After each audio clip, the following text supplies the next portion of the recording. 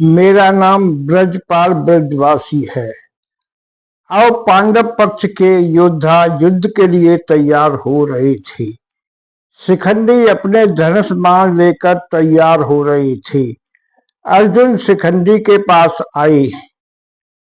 अर्जुन ने उन्हें प्रणाम किया। शिखंडी ने कहा, हे सर्वश्रेष्ठ धनुर्धर, मैं तुम्हें क्या आशीर्वाद दूं?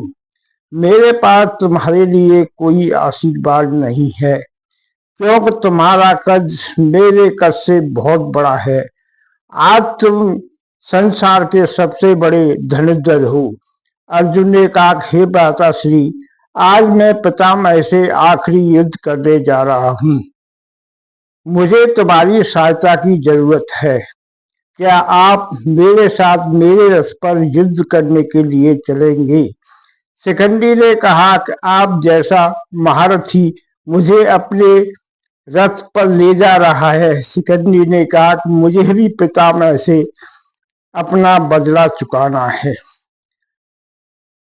दोनों रथ पर बैठकर मैदान की तरफ चल दिए। राजा धृतराष्ट्र ने कहा कि हे संजय, आज युद्ध का कौन सा दिन है? तब संजय ने कहा कि हे राजन, आज युद्ध का 10वां दिन है। अब मैं तुम्हें युद्ध का हाल सुना रहा हूँ। सभी योद्धा अपने अपने रथों पर बैठकर कुरुक्षेत्र मैदान की तरफ जा रहे हैं। जैसे ही दुर्योधन मैदान की तरफ जा रहा था, उसके गुप्तचरों ने उन्हें बताया, आज अर्जुन के रथ पर उनके साथ महारथी शिखंडी आ रहे हैं। उन्होंने सोचा कि आज अर्जुन ने ऐसी क्या युद्ध की नीति बनाई है जो शिखंडी को अपने रथ पर ला रहे हैं। तभी शकुनी ने कहा, हे भांजे, रात तुम्हारे पितामह के पास युधिष्ठिर और अर्जुन आए थे। कहीं पितामह ने कोई अपना राज अर्जुन को तो नहीं बता दिया है। अब दुर्योधन पितामह के पास आया। उसने पितामह को प्रणाम किया, पर दुर्योधन को प्रणाम करने का आज तरीका कुछ कठोर था। उसने कहा कि आपसे मिलने रात को अर्जुन और युधिष्ठिर क्यों आई थी? पितामह ने कहा कि वह मुझे अपना दिया हुआ विजयश्री का आशीर्वाद लौटाने आई थी, जो युद्ध से पहले मैंने उन्हें दिया था, जिस पर आपने विरोध प्रकट किया था। मैंने अर्जुन से कहा कि मैं तुम्हें दिया हुआ आशीर्वाद तो वापस नहीं लौटाऊंगा। तुम्हारे विजय के बीच मैं खड़ा हूँ। अगर कोई नारी मेरे सामने युद्ध में आ जाए तो ये घोष परशुराम का शिष्य उस पर बाण नहीं चलाएगा। ऐसा हर योद्धा को करना चाहिए। तुम्हारे या तुम्हारे मामा के आगे अगर कोई नारी आ जाए, तुम भी ऐसा ही करोगे। फिर दुर्योधन ने सभी अपने योद्धाओं को आदेश दिया, आज पितामह के सामने अर्जुन नहीं आना चाहिए, क्योंकि अर्जुन के सामने आते ही शिखंडी को देखकर पितामह उस पर बाण नहीं चलाएंगे। फिर अर्जुन पितामह पर बाण चलाकर उन्हें युद्ध से हटा देगा। सेनाएं एक दूसरे को युद्ध करने के लिए चल दी। दोनों तरफ से भयंकर युद्ध चालू हो गया। आचार्यों ने पांडव सेना पर बाणों की वर्षा आरंभ कर दी। काफी देर के बाद अर्जुन ने कहा, हे श्री कृष्ण, मेरा रथ पितामह के रथ की तरफ ले चलो। तब श्री कृष्ण ने कहा, हे अर्जुन, तुम्हारे और पितामह के बीच एक योद्धाओं की बहुत बड़ी दीवार लगी हुई है। तुम अपने बाणों से रास्ता बनाते चलो और मैं रथ को पितामह की तरफ ले चलूंगा। तब अर्जुन ने अपनों बाण मार मार कर रास्ता बनाते गए और पितामह के सामने अर्जुन आ गए। अब दोनों में भयंकर युद्ध होने लगा। जैसे ही शिखंडी अर्जुन के पीछे से आगे आया। पितामह ने शिखंडी को देखते ही धनुष अपने हाथ में ले रखा था।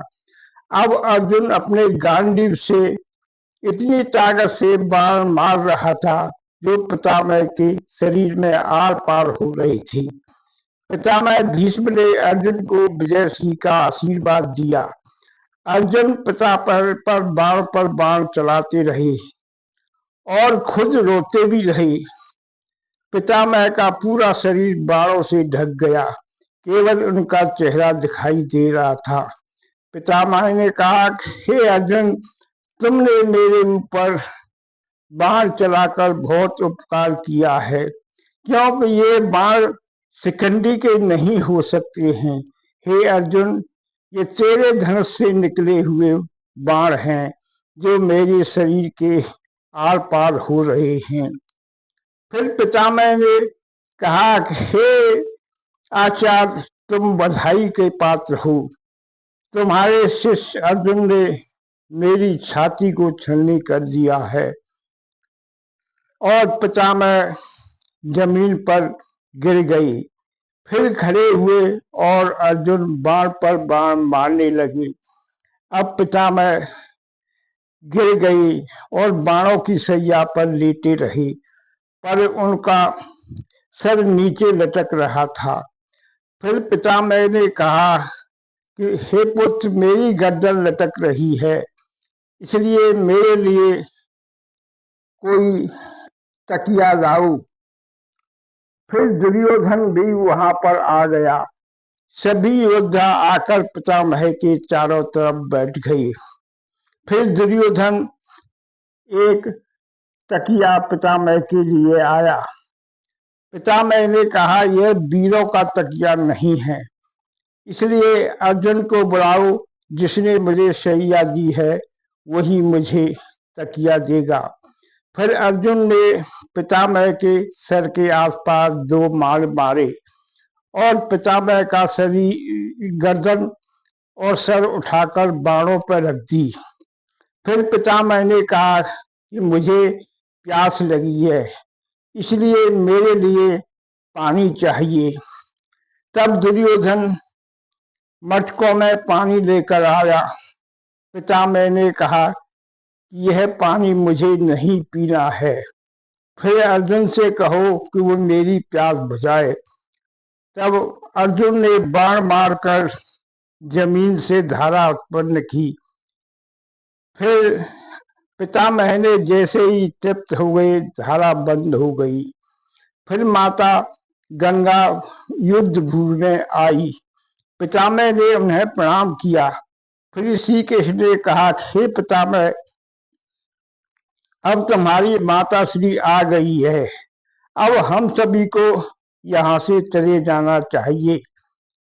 पितामह की आज्ञा पाकर एक एक कर सभी योद्धा पितामह के चरण छूकर जाने लगे। अंत में अर्जुन ने पितामह के चरण स्पर्श किए।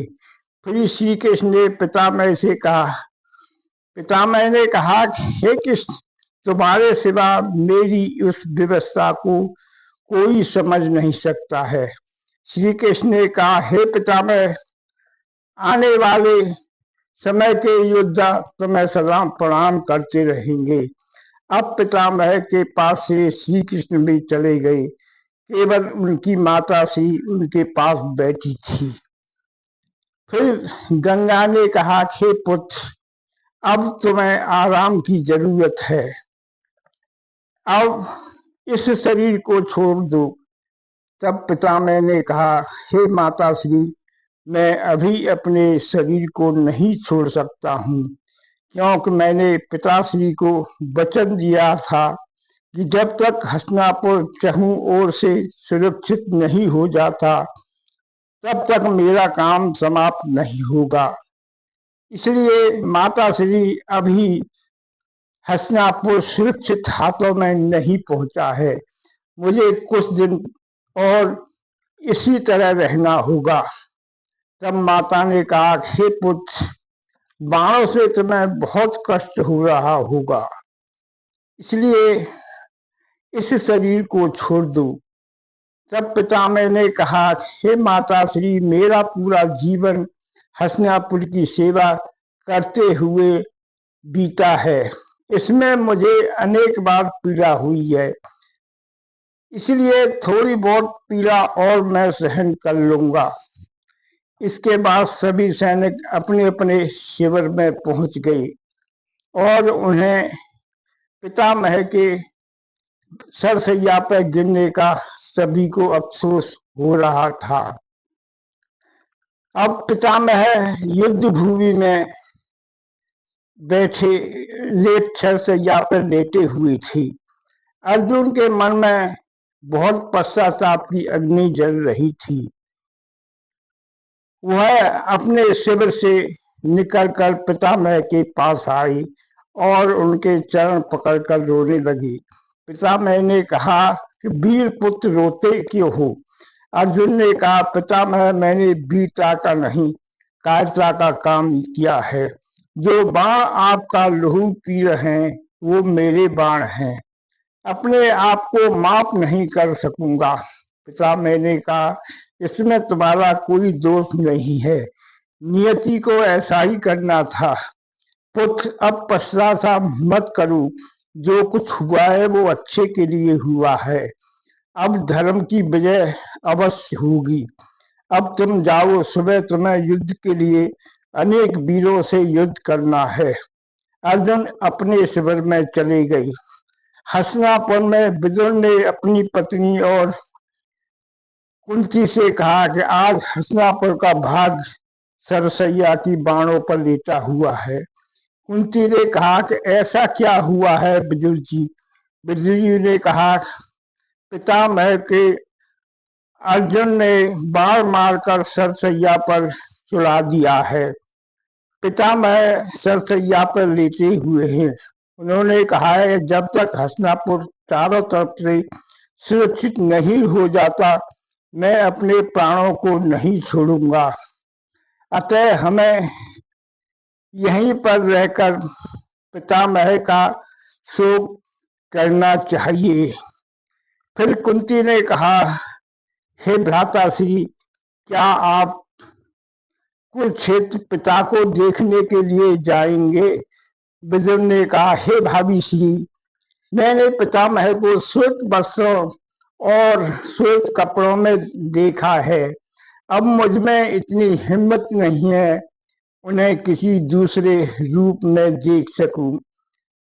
उनकी पीड़ा मुझसे नहीं देखी जाएगी, इसलिए मैं जो मेरे मन में पितामह की छवि बनी हुई है, मैं उसकी छवि को अब दूसरी छवि में नहीं बदल सकता हूँ। वाला महान व्यक्ति कभी कभी ही जन्म लेता है। अतः हे भावी श्री, हम सब उस महान आत्मा का शोक मनाएं। कुंती फिर गंधारी और धृतराष्ट्र के पास गई। उन्होंने गंधारी और धृतराष्ट्र को प्रणाम किया। धृतराष्ट्र ने कहा, हे कुंती, आज तुम्हें मेरी कैसे याद आई? मैंने तुम्हारे पुत्रों का साथ अन्याय किया था, इसलिए गंधारी से मिलकर चली जाती हूँ।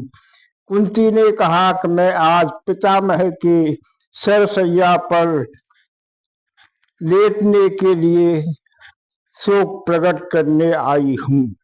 धृतराष्ट्र ने कहा, पितामह की ऐसी दशा के लिए तुम्हारा पुत्र अर्जुन जिम्मेदार है। अर्जुन तो युद्ध ही नहीं करना चाहता था, पर तुम्हारे भतीजे श्री कृष्ण ने अर्जुन को भड़काया और उसका परिणाम है कि आज पितामह सरसैया पर लेटे हुए हैं। गंधारी ने कहा, हे स्वामी, मैंने आपको बार बार कहा था कि पांडवों को उनका इंद्रप्रस्थ लौटा दूं, पर आपने मेरा कहा नहीं माना। आज पितामह की दशा के लिए आप ही जिम्मेदार हैं। आप अब भी न संभले, इसलिए मेरी कोख उजड़ रही है। आप श्री कृष्ण को और पितामह को मध्य में लेकर पांडवों से संधि कर लो। धृतराष्ट्र ने कहा कि अब युद्ध शुरू हो चुका है, अब तो हार हमारी होगी या जीत होगी। इसके बाद पितामह के पास जाना चाहती हो तो आप जाओ, पितामह से मेरा प्रणाम कहना। फिर दुर्योधन आचार्य जोड़ के पास आया। उसने कहा कि हे आचार्य, अर्जुन पितामह के रोके नहीं रुक रहा है, तब अर्जुन को कैसे रोका जाए। दुर्योधन ने कहा, अब आप मेरी सेना के प्रधान सेनापति हो। कर्ण ने कहा, हे आचार्य, क्या मुझे युद्ध करने की आज्ञा देंगे। आचार्य जोड़ ने कहा, अगर तुम्हें युद्ध करना है तो युद्ध करो, मैं तुम्हें मना नहीं करूंगा। फिर दूसरा से आचार्य, पितामह की तरह आप भी तो नहीं कहोगे कि मैं पांडवों का वध नहीं करूंगा। आचार्य ने कहा कि ये वचन तो मैं नहीं दे सकता हूँ, यह युद्ध भूमि है, पांडव मेरा वध भी कर सकते हैं और मैं पांडवों का वध कर सकता हूँ, इसलिए ऐसी बातें मत करो, ये युद्ध भूमि है। फिर कर्ण पितामह के पास रात्रि को मिलने आया। पितामह के पास आकर उन्होंने पितामह को प्रणाम किया और कहा, पितामह, ये राधे तुम्हें प्रणाम करता है। पितामह ने कहा, आओ कुंती पुत्र, तुम्हारा स्वागत है। कर्ण ने कहा, पितामह, आप जानते हैं कि मैं कुंती पुत्र हूँ, फिर आप मुझसे अपने साथ युद्ध करने के लिए क्यों मना किया। तब पितामह ने कहा कि मैं जानता हूँ कि तुम कुंती पुत्र हो, मैं और तुम और अर्जुन दोनों को जिंदा देखना चाहता था, इसलिए मैंने तुम्हें युद्ध की आज्ञा नहीं दी। आपने अपनी आंखों पर पट्टी बांध रखी है। हे कर्ण, अगर तुम हो सके तो इस युद्ध को रोक लो, अपने मित्र को समझाओ कि वह पांडवों से संधि कर ले। तब कर्ण ने कहा कि मैं कोशिश करके देख लिया, अब दुर्योधन युद्ध से हटने वाला नहीं है। तब भीष्म ने कहा कि अगर आप युद्ध दुर्योधन की तरफ से करना चाहते हैं तो इस धर्म युद्ध में धर्म से युद्ध करो। पितामह ने कहा कि इसी में आपका कल्याण है। कर्ण ने कहा कि हे पितामह, मैं आपसे वादा करता हूं कि मैं धर्म युद्ध ही करूंगा। प्रणाम कर कर्ण अपने शिविर के लिए चले गए। पितामह ने कहा, हे कुंती, तुम धन्य हो जो कर्ण जैसा पुत्र तुमने पैदा किया है, मैं तुम पर गर्व करता हूँ। इसके बाद द्रौपदी उत्तरा को लेकर पितामह से मिलने आई। सभी ने पितामह को प्रणाम किया। फिर पितामह ने कहा, हे पुत्री, युद्ध भूमि में मिलने का स्त्रियों का उचित स्थान नहीं है। फिर उत्तरा ने पितामह को प्रणाम किया। उन्होंने कहा, हे पुत्री, तुम धन्य हो जिसको अभिमन्यु जैसा पति मिला है। मैं पहली बार युद्ध क्षेत्र में ही तुम्हारे पति से मिला था, उसके बाणों का मैं स्वाद चख चुका हूँ। तुम्हें देने के लिए पुत्री मेरे पास कुछ नहीं है। अर्जुनों के बाणों ने मेरे शरीर को गेंद रखा है, इसलिए हे पुत्री, मैं तुम्हें कुछ नहीं दे सकता हूँ। इसके बाद सभी स्त्रियां द्रौपदी के साथ चली गईं। उसी समय दुर्योधन अपने सेवकों के साथ पितामह के पास पहुंचे। उन्होंने अपने सेवकों के कहा कि पितामह के चारों तरफ खाई खोद दो, क्योंकि कोई जंगली जानवर इन्हें कोई कष्ट न पहुंचाए, और खाई खोदकर इस खेत को युद्ध खेत से अलग कर दो। अब इसके बाद दुर्योधन अपने शिविर में आए। दुशासन और शकुनी ने उनके कान भर दिए कि अब जो आचार्य द्रोण पांडवों का वध नहीं करेंगे।